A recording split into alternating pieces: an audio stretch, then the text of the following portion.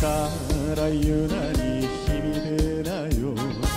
사는 게 어려운가요? 복잡하게 생각할 필요 없어요. 금방 지나갈 거니까요. 돈 때문에 머리가 복잡한가요? 뜻대로 되지 않나요?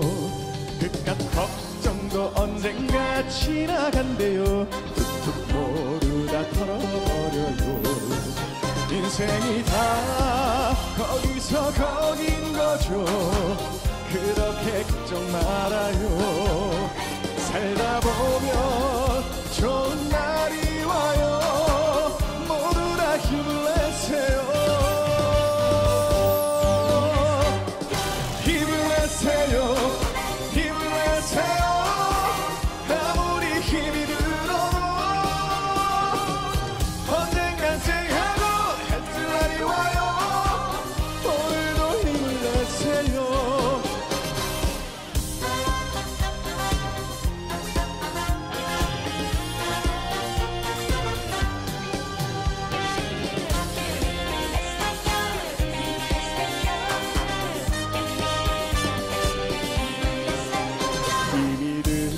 술 한잔 하면 어때요?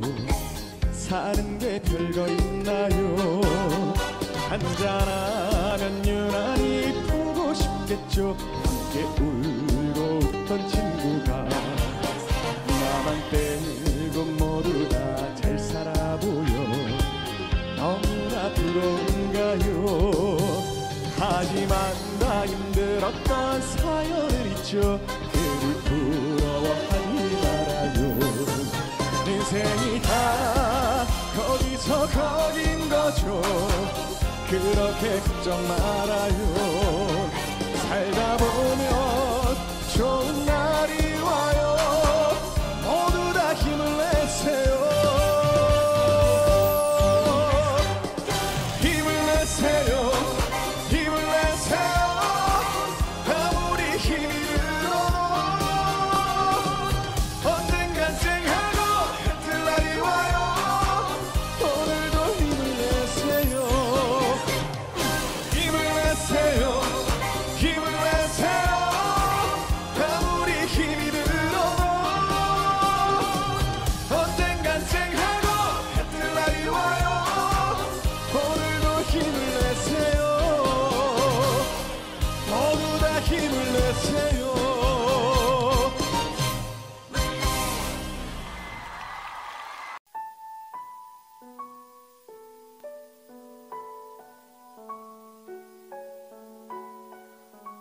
어머니는 내가 어렸을 때 집을 나가시고 7살 때 아버지는 술 때문에 돌아가셨다.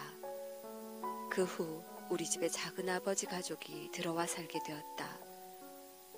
작은아버지는 술주정이 심하셨고 작은어머니도 나를 달가워하진 않으셨다.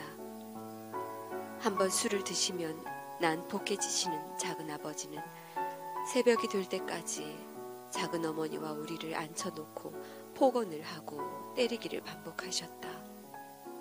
너무 고통스러워서 차라리 작은아버지가 죽어버렸으면 좋겠다고 생각했다. 내가 눈치를 받으며 사는 것을 늘 안타깝게 여기신 할머니는 어느 스님이 나를 대학까지 키워주신다는 말에 나를 절에 맡기셨다.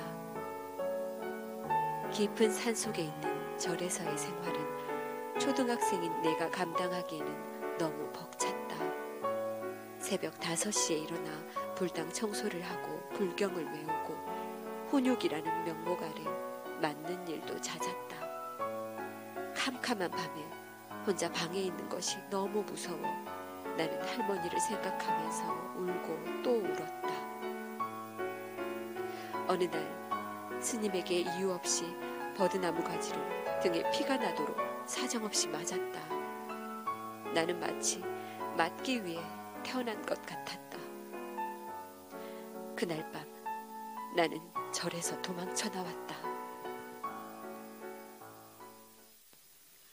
아휴, 그만 좀 마셔요. 오늘 같은 날은 한잔 해야지. 그렇죠, 어머니. 어머니 생신인데 당신은 참. 애미야, 난 괜찮여. 그만여 이제. 누구지? 누구세요?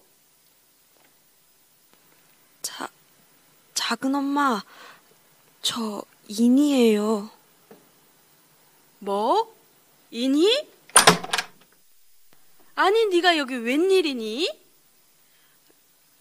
그동안 잘 지내셨어요? 아휴, 할머니 생신이라고 왔나 보구나. 들어오렴.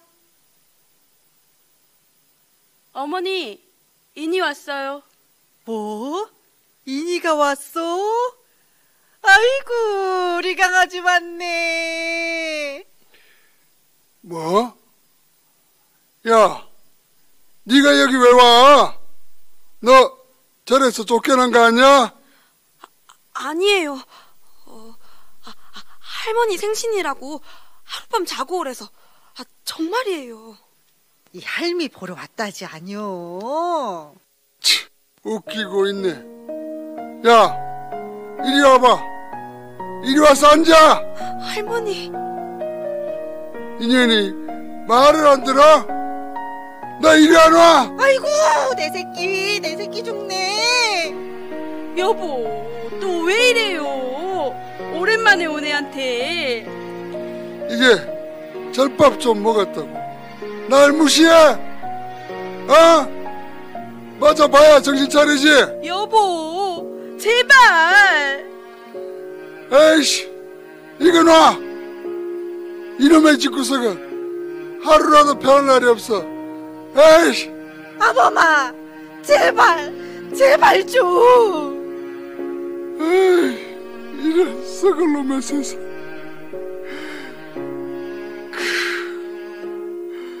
한마는 이 세상 야속하니마.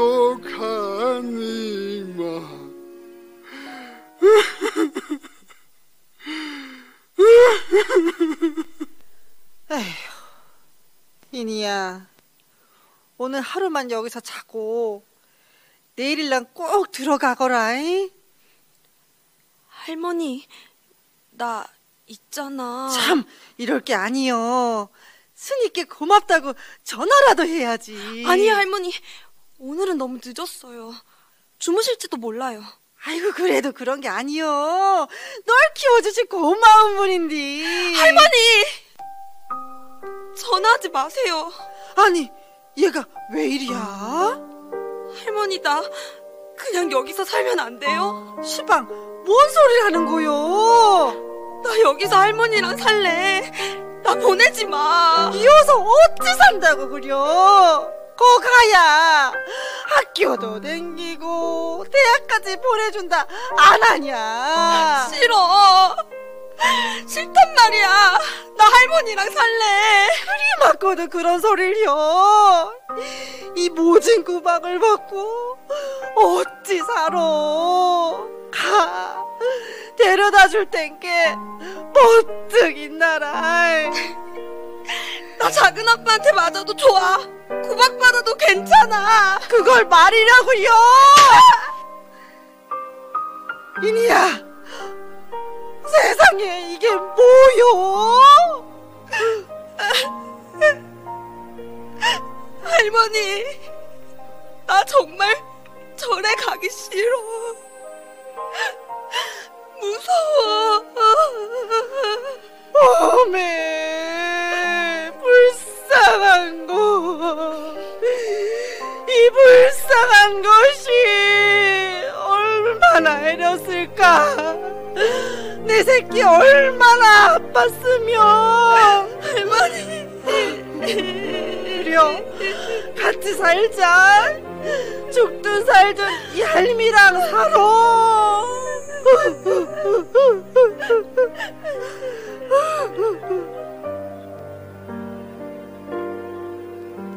이렇게 나는 다시 집으로 돌아왔다.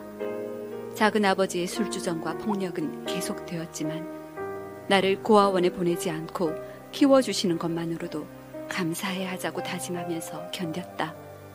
집과 멀리 떨어진 야간 고등학교에 들어가면서 기숙사에서 생활하게 되었다. 집에서 벗어났다는 자유를 만끽하며 친구들과 어울렸다. 나는 어느새 내가 그렇게 끔찍하게 싫어하던 술을 마시고 있었다. 더 끔찍했던 것은 내가 작은아버지처럼 술주정이 심하다는 사실이었다. 나는 그런 내가 너무나 두려웠다. 어느 날 친구가 소개팅을 주선해 주었다. 시내 버스 기사 일을 하는 그 남자와 나는 만나기 시작했다. 외모는 거칠어도 따뜻한 마음을 가진 그 남자가 좋았다. 나는 내가 술을 마신다는 사실을 숨기기 위해 애를 썼다.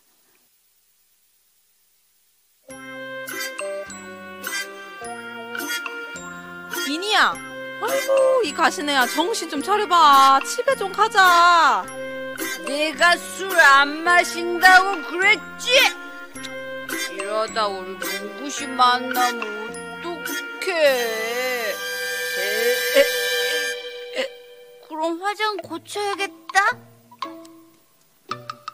이뻐? 그래 이쁘다 이거 사. 아이고 냄새 술 냄새. 내가 안 마시려고 그랬는데 그게 집애들이. 알았어. 야 버스 왔어. 얼른 이리 와.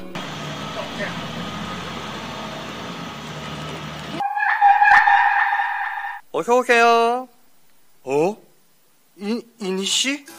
어머, 문구씨! 오늘 화장 이쁘게 했는데 이쁘지? 어머 문구 씨. 아니 문규 씨 반가워요. 오늘 이니가 술을 조금 마셔서. 이니야 가자. 예. 세상에 말세다 말세. 젊은 여자가 저게 뭐하는 짓이야? 정말 교양 없어. 문구 씨, 이니 좀 집에 데려다 주실 수 있을까요? 아무래도 혼자 보내기는 좀. 그럼 부탁드릴게요. 예. 아이고, 누가 데려갈런지 그놈 참 불쌍하네. 미안해, 누나가 오늘 기분이 너무 좋아서 한잔 했어? 참 어이가 없구만. 저리 안 가요? 기사 양반, 저 여자 어떻게 좀 해봐요. 무슨 여자가 술을 저렇게 인사불성이 되도록 마셔. 아니, 이런 사람은 경찰서에 보내야 되는 거 아니야? 냄새 술 냄새. 어머나 이게 뭐하는 짓이야? 진짜. 어머, 자기야, 여기가 어디야? 어머나 저게 기사 양반 여친? 자기야, 위험하니까 거기 좀 앉아 있어. 몽규씨, 나 급한데 화장실 가고 싶어. 야야야, 안돼. 잠깐만 기다려. 죄송합니다. 잠깐만 쉬었다 갈게요.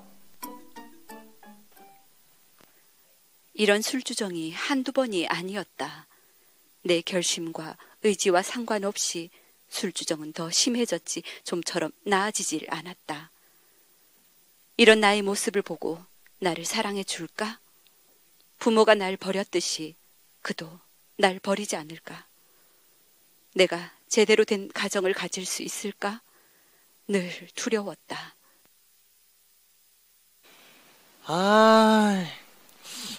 결혼을 해야 돼, 말아야 돼? 우리의 만남은 운명이었는데 그놈의 술 때문에. 술이 뭐 대수겠어? 이니가 부모님 없이 어렵게 살아서 술도 마시고 그러는 거야. 내가 옆에서 위해주고 사랑해주면 분명 바뀔 거야. 그래, 결심했어. 내가 이니를 평생 행복하게 해주겠어. 누구게?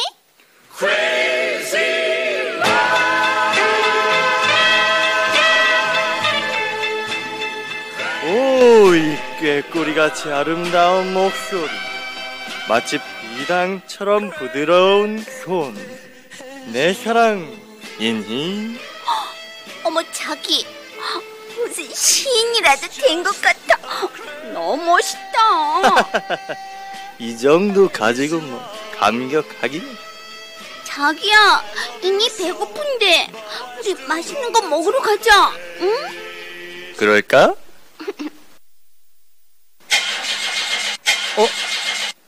이게 왜 이러지? 자기야 왜 그래? 아, 시동이 안 걸리네. 아, 참. 우리니 오빠를 위해 작은 부탁 한 가지만 들어줄 수 있을까? 응? 트렁크에 가보면 길고 가느다란 예쁜 아이가 있어. 이름은 드라이버라고 하는 녀석이지. 가져다 줄 수 있을까? 알았어. 잠깐만 이거 어떻게 열어?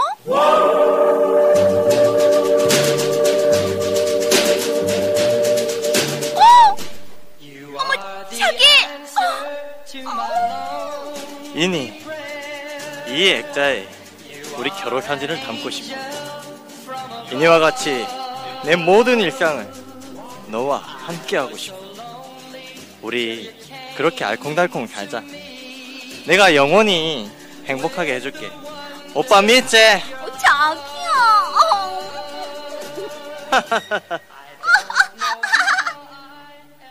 이렇게 우리는 결혼을 했고 남편과의 행복한 시간을 보내며 자연스레 술도 멀리하게 되었다. 신기하게도 거짓말처럼 술을 먹고 싶은 생각이 전혀 없었다. 아기를 낳고 키우는 1년 남짓한 그 시간이 나에게는 너무나 행복한 시간이었다. 하지만 그 시간이 그리 오래가지는 못했다. 혼자 있는 시간이 길어지면서 한 잔만 하면서 점점 술을 마시기 시작했다.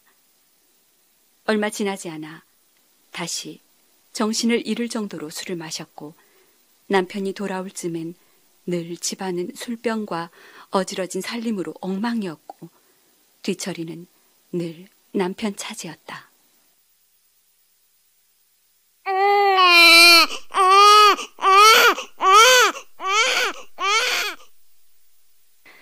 아니 지금이 몇 시여?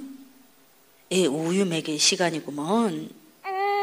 아이고 내 새끼 배고팠어? 그래 맘마 먹자. 응? 젖병이 어디? 아이고 애미야 너 시방 못하는겨? 할머니 누구세요? 세상에 이제 니아가 지 시어미도 몰라봐? 술만 퍼먹지 말고 이자 새끼도 먹여야 살 것 아니냐. 애 젖병 어디 있어? 할머니 누군데 우리 집에 와 있어? 나가! 뭐? 나가? 나가라고 하면 내가 못 갈 줄 아냐? 아이고 이제 죽이든 살리든 네가 키워라. 뭐야 시끄럽게.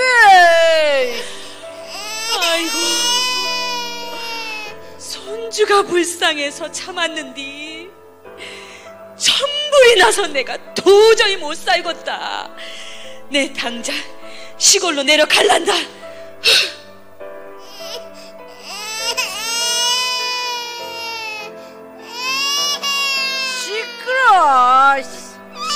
시끄럽다고.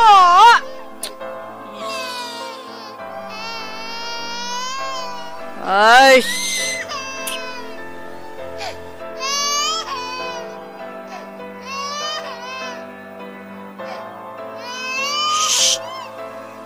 조용.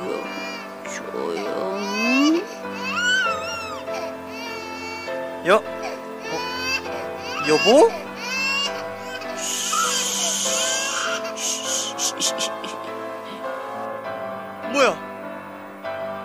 바비나!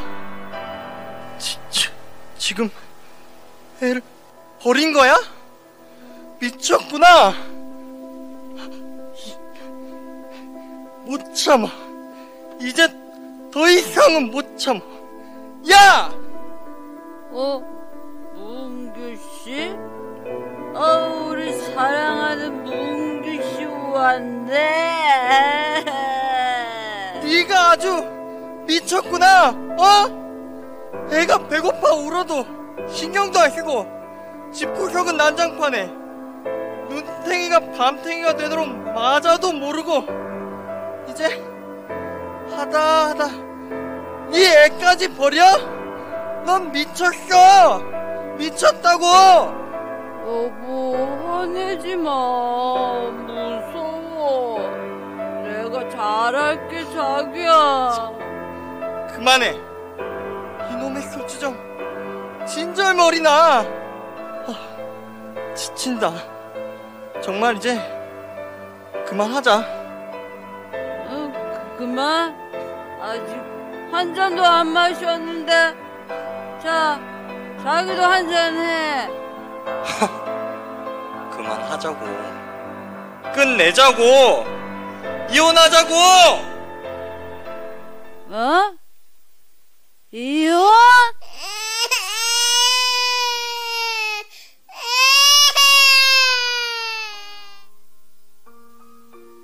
술에 취해 아이를 남의 집에 버리고 온 일이 생기면서 나를 참아주던 남편의 마음은 한계에 이르렀고 남편의 눈빛은 차갑게 변했다. 남편이 냉대할수록 두려움은 커가고 그 두려움을 잊으려고 나는 또 술을 찾았다. 내 마음엔 절망뿐이었다.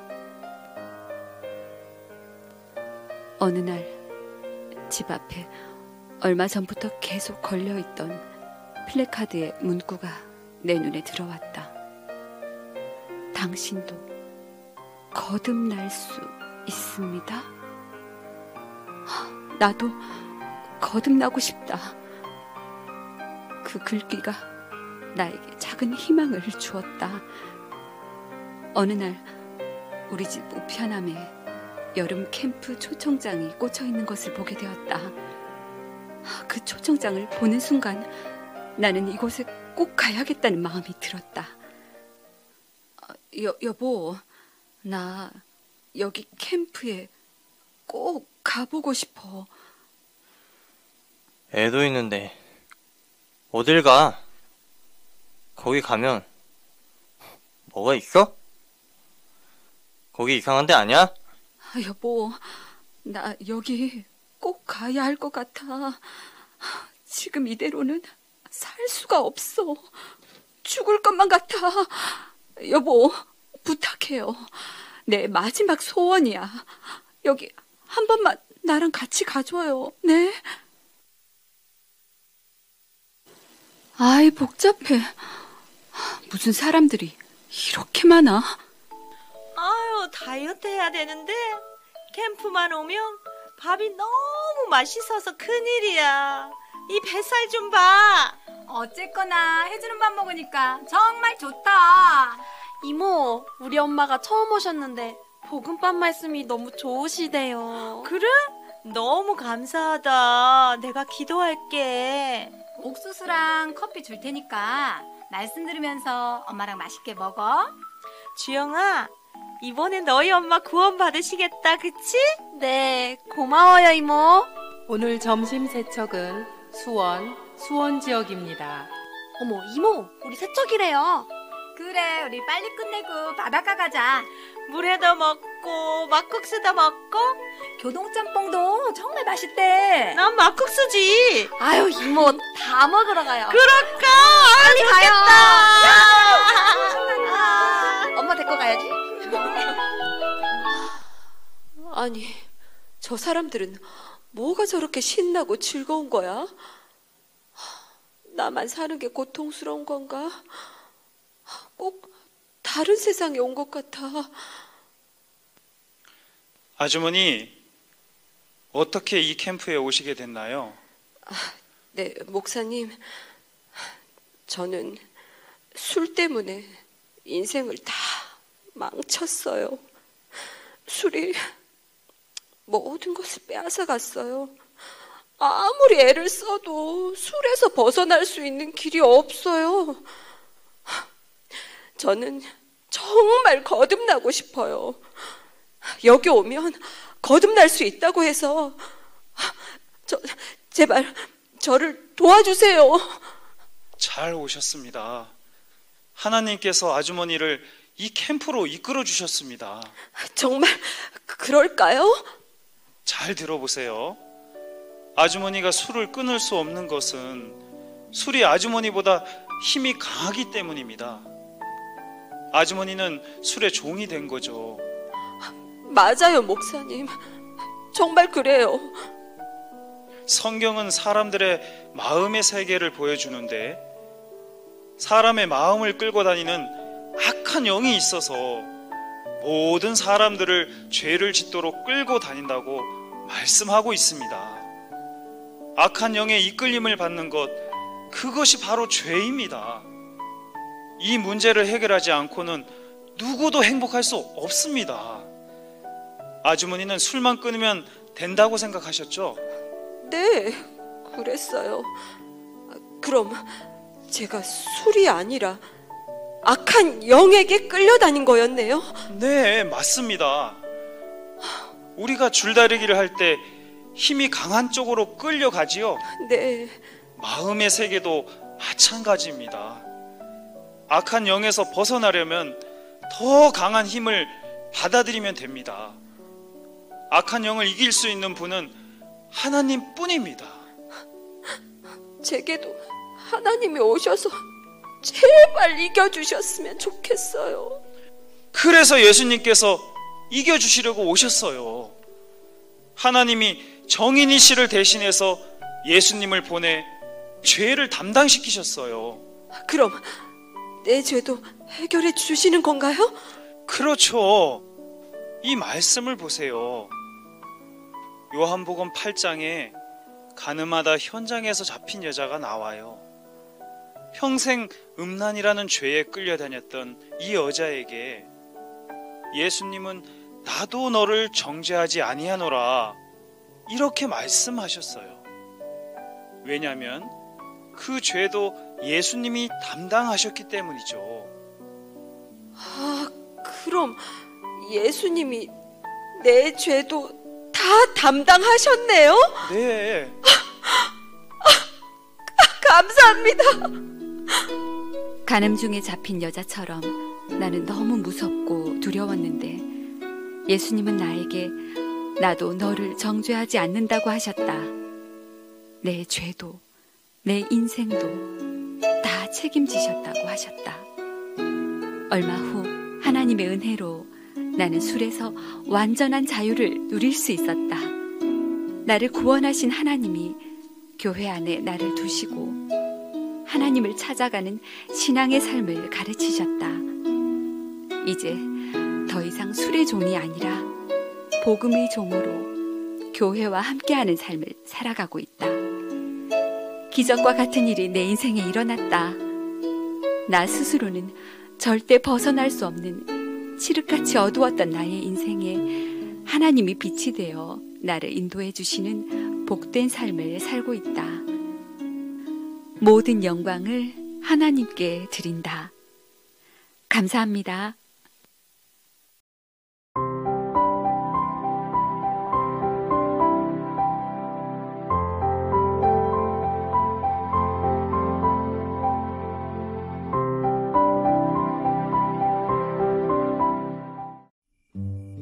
외딴 오두막에 홀로 살고 있는 구두쇠 할머니가 있었습니다. 어느 날 그 집에 한 나그네가 찾아왔습니다. 계세요? 문 좀 열어주세요. 이슈. 저 안녕하세요. 제가 지금 여행 중인데 날이 저물어 머물 곳을 찾고 있어요. 괜찮으시다면 하룻밤만 머물 수 있을까요? 우리 집이 무슨 여관인 줄 아슈? 딴 데 가서 알아봐요. 잠깐만요. 이미 날도 어둡고 근처에 이 집밖에 없는데 제발 하룻밤만 잘 수 있게 해주세요. 늙은이 혼자 사는 곳에 어떻게 묵게 해? 할머니, 주변에 정말 아무것도 없어요. 제발 부탁드릴게요. 나원, 그럼 침대가 하나밖에 없으니 바닥에서 자고 갈 거면 그렇게 하슈. 할머니는 나그네가 간절히 부탁하는 바람에 할 수 없이 나그네를 받아주었습니다. 날이 너무 추워서 걱정했는데 정말 감사합니다. 배고파. 그러고 보니 하루 종일 아무것도 먹은 게 없구나. 저 염치 없지만 혹시 먹을 것 좀 있으면 조금만 얻어먹을 수 있을까요? 하루 종일 밥도 못 먹고 걸었더니 배가 너무 고파서요. 먹을까?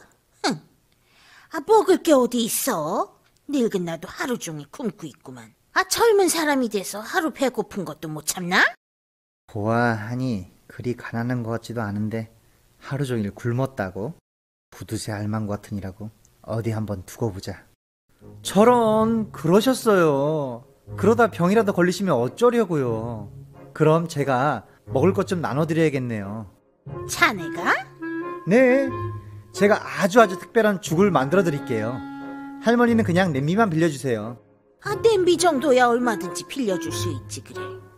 그래, 어떤 죽인데 그러나? 제가 오랫동안 여행하면서 배운 건데요.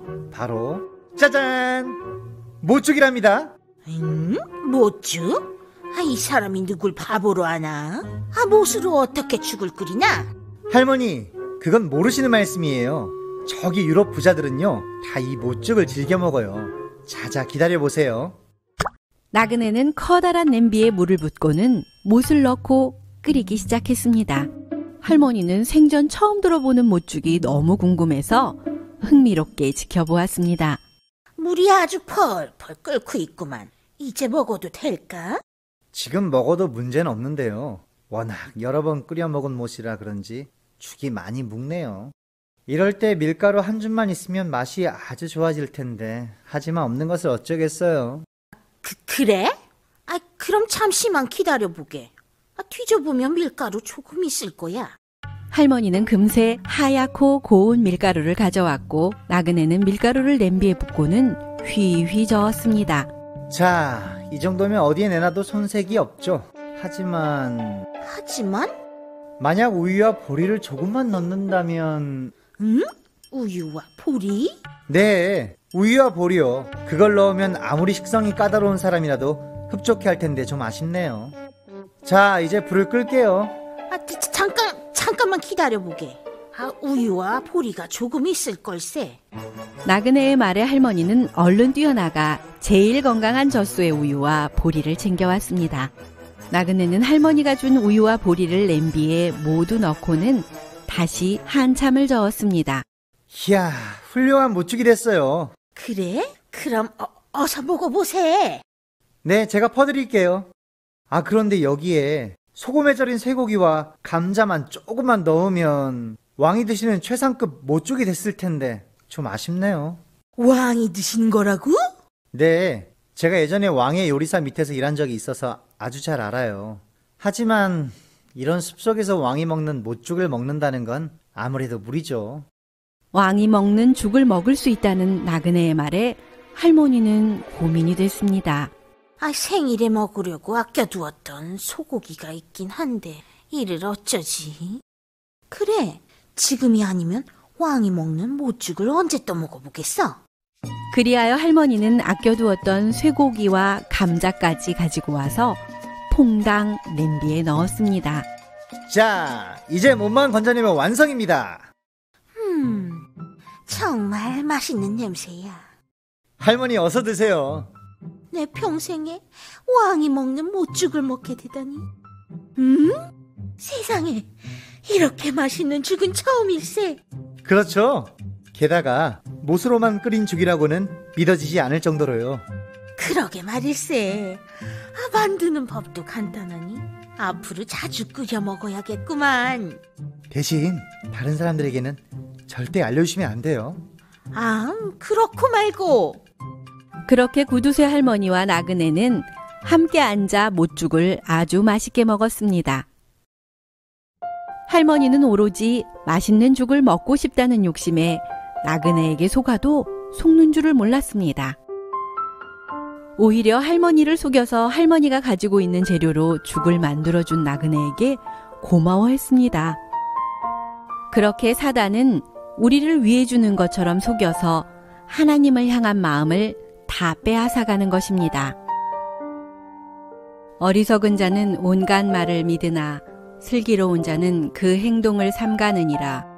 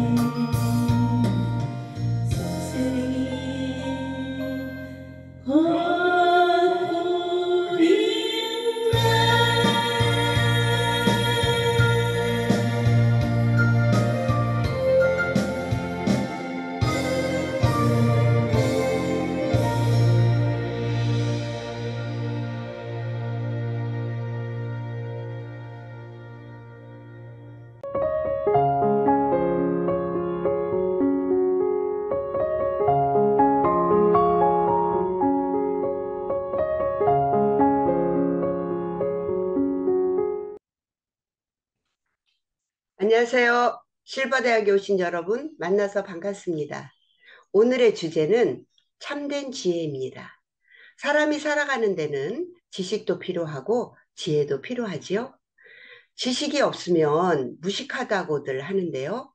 그럼 지혜가 없으면 어리석다 또는 미련하다는 말들을 합니다. 지식이 없으면 손해보는 일도 생기고 지혜가 없으면 괴로운 일도 많습니다. 우리가 생각하지 못하는 지혜, 도저히 미치지 못하는 지혜들이 사람들에게는 있습니다.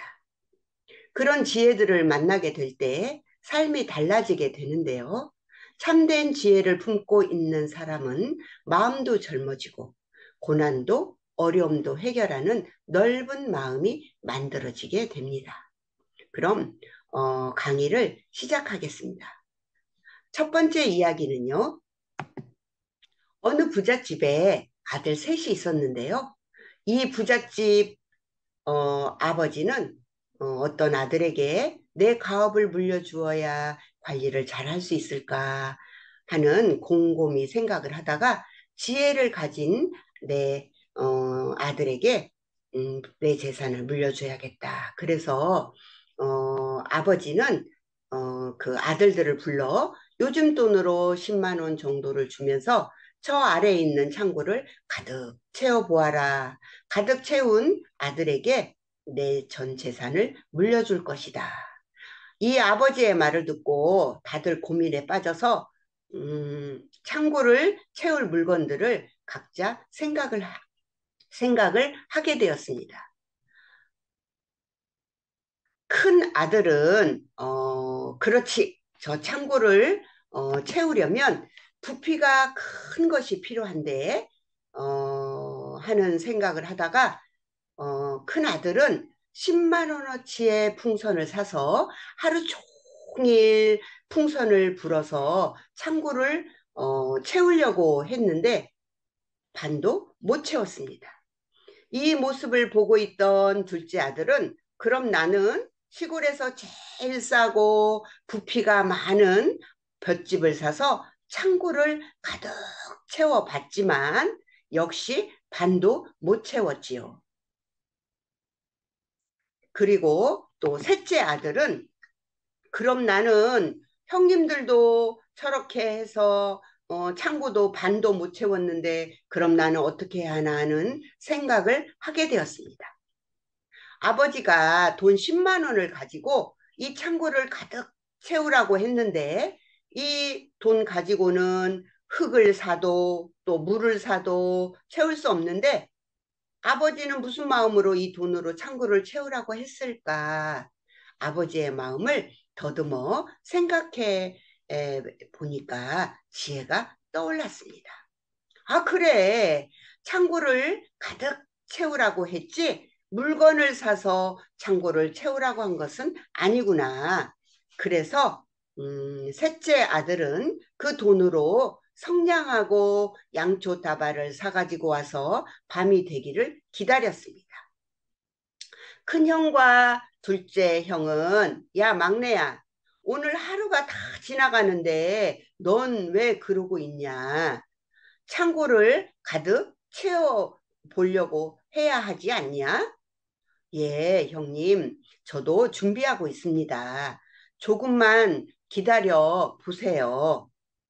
밤이 되면 다 채울 수 있습니다. 드디어 해가 지고 사방이 깜깜한 밤이 되자 이 셋째 아들은 양초 다발을 가지고 창고에 들어가서 양초 하나하나에 불을 켜기 시작하자 창고에 어둠이 사라지고 양초 불빛으로 가득 창고가 채워지게 되었습니다. 셋째 아들은 아버지에게 가서 아버지, 창고를 가득 채웠습니다. 그래? 창고를 가득 채웠다고? 그럼 내가 가서 봐야지. 아버지가 보니 창고가 환한 불빛으로 가득 채워진 것을 보고 아버지가 셋째 아들의 지혜롭게 한 행동을 보고 유업을 잇는 후계자를 삼았다는 이야기가 있습니다.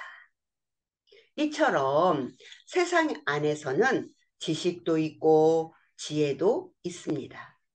옛날에는 지식을 얻기가 쉽지 않았어요. 책도 흔하지 않았고 배우려고 해도 제한이 많았습니다. 그런데 요즘은 텔레비전, 또 컴퓨터, 핸드폰 등이 있어서 많은 지식들을 얻고 또 그 지식으로 말미암아 또 우리가 지혜롭게 사는 삶도 배우고 있습니다. 다음 이야기는 고려 시대에 고려장이라는 설화가 있었는데요. 많은 사람들은 옛날에 많고 먹을 것이 없고 할 때 부모님이 나이가 많아지면 산속에 갖다 버리는 풍습이 고려장인데요. 어느 마을에 나이가 많은 어머니를 고려장을 시켜야 할 때가 되었을 때 날 낳아주고 길러준 어머니를 갖다 버려야 하다니 이것은 인간으로서 해서는 안 될 일이다. 이런 마음이 든 이 아들은 어머니를 고려장 하는 것처럼 해서 동네 사람들을 속이고 몰래 방 안에 있는 벽장 속에다 어머니를 모시게 되었는데요. 그런데 나라에 어려움이 닥치게 되었습니다. 힘 있는 이웃 나라에서 우리를 억압하고 나라를 침략할 구실을 삼으려고 억지 소리를 하는데요. 그래서 이 하루는 이 힘 있는 나라에서 우리나라를 어렵게 하려고 문제를 내게 되었습니다. 어느 날 똑같이 생긴 두 마리 말을 보내놓고 이 중에서 어느 말이 새끼 말인지 어느 말이 어미 말인지 구분하라는 문제를 주었습니다. 임금님과 신하들은 아무리 이 말을 살펴보아도 구분할 수가 없었어요. 그래서 임금님은 이 문제를 풀지 못하고 고민한다는 소문이 이 마을에도 퍼지게 되어 이 아들에게도 그 소식을 듣게 되었습니다. 이 소식을 또 아들은 어머니 다락에 있는 어머니에게 우리 지금 현재 이 나라가 이렇게 이웃 나라의 억지 소리로 이렇게 억울한 소리들을 이렇게 말이 안 되는 것을 문제를 줘서 풀라고 하는데 이런 이야기들이 이런 말들이 있습니다라고 이야기를 하자 어머니는 야 그게 뭐가 어렵냐. 그럼 어머니는 그 똑같이 생긴 말이 어떻게 어미인지 어느 게 새끼 말인지 구분할 수가 있습니까? 그럼 아주 쉽지 내가 알려주마 하면서 어머니는 그 방법을 알려주었습니다. 그것은 말이 좋아하는 풀을 말에게 주면 먼저 먹는 말이 새끼 말이고 나중에 먹는 말은 어미 말이라고 알려주었습니다. 어머니 덕분에 이 문제를 임금님에게 말하게 되고 또 이 문제를 풀게 되어 임금님의 고민을 해결하게 되었습니다. 이웃 나라는 이 조그마한 나라에서 어떻게 이 문제를 풀었지? 하면서 이번에는 더 어려운 문제를 내야지 하면서 이번에는 똑같이 생긴 뱀을 2마리를 보내놓고 어느 것이 암컷이고 어느 것이 수컷인지 구분하라는 것이었습니다. 다시 이 소식을 다락에 있는 어머니에게 전하게 되고 또 어머니는 야 이것도 쉬운 거란다 하면서 뱀을 그 비단을 이렇게 아주 부드러운 비단천을 깔고 그 위에 뱀을 놔두면 막 움직이고 돌아다니는 뱀은 수컷이고 다소곳이 또가리를 들고 앉아있는 것은 암컷이란다. 그래서 또 그 문제를 해결하자 이웃 나라는 화가 났습니다. 아니 이 조그마한 나라에서 우리가 내는 문제를 어떻게 풀지? 하면서 그러면 이번에는 더 어려운 것을 내야겠다 하면서 그럼 이번에는 불을 피우면 재가 남는데 그 재로 밧줄을 꼬아서 보내라는 것이었습니다. 아니 이것을 어떻게 죄로 새끼를 꼴 수 있을까요? 말이 안 되죠. 그런데 이 임금님도 신하들도 또 이 문제를 해결할 수 없으니 그동안의 문제를 푼 아들을 불러서 어떻게 하면 이 죄로 새끼를 꼴 수 있는지 묻게 되고 이 아들은 잠시 생각할 시간을 주십시오 해서 이 아들은 이 문제를 또 어머니에게 또 이렇게 이야기를 하자 어머니는 이것은 야 걱정하지 마라.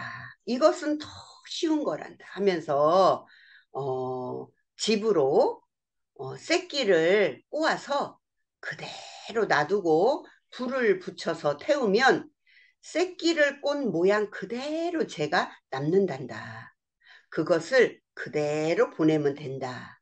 이렇게 이웃 나라에서 보내온 것을 이 어머니의 지혜로 문제를 풀게 되어서 이웃 나라 위기에서 건지게 되자 임금님은 이 젊은이를 불러 어디서 이 지혜를 얻었느냐 하고 묻고 또 내 소원이 무엇이냐라고 묻자 이 아들은 이 지혜는 늙은 노모에게서 나온 것입니다 하면서 제 소원은 고려장을 없애주십시오 하는 그 청을 들여서 고려장이 없어졌다는 옛날 이야기가 있습니다.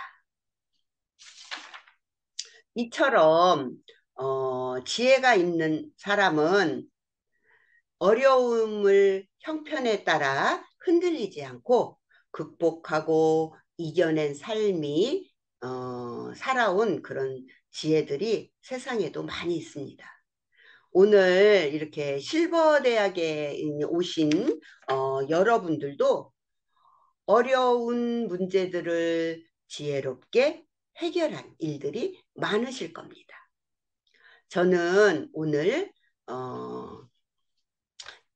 여러분들에게 세상에서 가장 지혜로운 한 분을 소개하고 싶습니다. 바로 구주 예수입니다. 이 구주 예수님인데요. 이 예수님은 하나님이 예수님을 이 세상에 보내셨는데 세상에 사는 모든 사람들을 죄에서 구원할 그런 구세주로 오셨습니다. 예수님은 가시관을 쓰시고 피를 흘리고 또 옆구리에 창에 찔리고 고난을 당하시고 마지막에는 한마디 다 이루었다 하시고 숨을 거두셨는데요. 예수님의 죽음은 세상에 사는 모든 사람들이 죽어야 할 죽음이었고 모든 사람들이 벌을 받아야 하는 저주였습니다.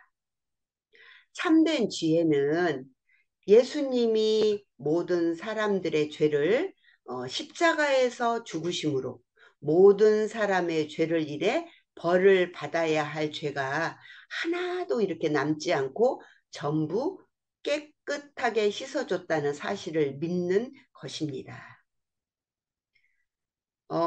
로마서 9장 19절을 보면 한 사람으로 말미암아 많은 사람이 죄인 된 것 같이 한 사람의 순종하심으로 많은 사람이 의인이 되리라는 말씀이 있습니다. 이 한 사람은 첫사람 아담을 이야기하는 거고 또한 또 한 사람은 예수님을 가리켜서 말씀하시는 겁니다. 이 예수님으로 말미암아 사람들이 그 죄로 인하여 다 죽을 수밖에 없고 또 지옥에 갈 수밖에 없는데 예수님이 십자가에서 피를 흘리고 돌아가심으로 이 세상에 있는 모든 사람들이 거룩하고 의롭고 흠이 없는 사람이 되었다고 성경은 말씀하고 있습니다. 또 고린도전서 1장 30절에 보면 너희는 하나님께로 나서 예수 그리스도 안에 있고 예수는 하나님께로서 나와서 우리에게 지혜와 의로움과 거룩함과 구속함이 되셨으니 하는 말씀을 보면 예수님의 지혜가 나의 지혜가 되고 예수님의 의로움과 거룩함이 나의 의로움과 거룩함이 된다는 것입니다. 예수님이 죄를 씻으신 것을 받아들이지 않는 사람은 죄인으로 있지만 예수님이 십자가에서 죄를 씻으신 것을 믿는 것이 참된 지혜입니다. 하나님은 성경에서 약속하신 대로 모든 사람들에게 지혜와 의를 주시는데요. 아무리 좋은 선물이라도 받지 않으면 내 것이 될 수가 없습니다. 이 참된 예수님을 지혜이신 이 참된 예수님을 믿고 예수님으로 말미암아 실버대학에 오신 모든 분들이 지혜로운 삶을 사시기 바랍니다. 감사합니다.